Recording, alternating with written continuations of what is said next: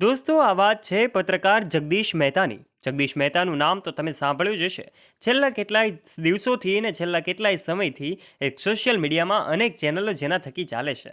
એવા એક પત્રકારની દુનિયામાં ખૂબ જાણીતું એવું નામ એવા જગદીશ મહેતા જે છે એમનો ઇન્ટરવ્યૂ લેવામાં આવ્યો હતો. આ સમગ્ર ઇન્ટરવ્યૂમાં જે કાંઈ પણ વાતો છે એમની જે સંઘર્ષની વાતો છે જાણવાનો પ્રયત્ન કરવામાં આવ્યો હતો. ત્યારે દોસ્તો, આ જગદીશ મહેતા ચાલુ ઇન્ટરવ્યૂમાં જ એમને પરિસ્થિતિને યાદ કરતા એમનો પરિવાર જે છે રડી પડે છે.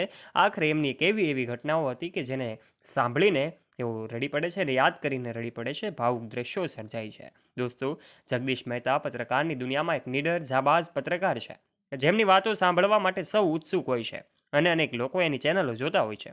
ત્યારે દોસ્તો, આજના વિડીયોમાં એઓ ભાવુક થયા હતા, એની પાછળનું કારણ જાણીને તમે પણ નવાઈ પામી જશો.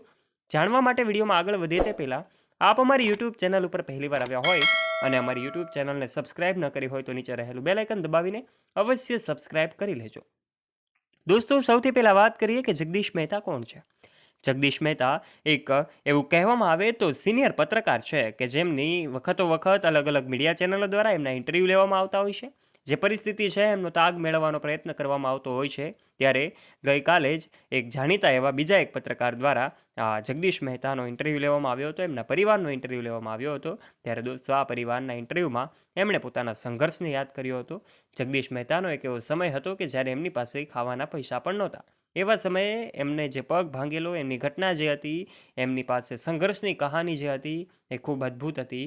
એ સંઘર્ષની કહાનીમાંથી એમની દીકરીએ પણ ઘણું બધું શીખ્યું છે. દીકરી પણ એ વાતને યાદ કરતાં રડી પડે છે. એક પિતા અને પુત્રી વચ્ચેનો પ્રેમ જે છે આ વિડીયોના માધ્યમથી જોઈ શકાય છે અને ભાવુક દ્રશ્યો સર્જાય છે. ત્યારે આપ આ વિશે શું કહેવા માગો છો? નીચે કમેન્ટમાં આપના વિચારો અવશ્ય શેર કરજો અને વિડીયો ગમ્યો હોય તો લાઇક, શેર અને ચેનલ પર પહેલીવાર આવ્યા હોય તો ચેનલને નીચે રહેલું બેલ આઇકન દબાવીને સબસ્ક્રાઇબ કરી લેજો.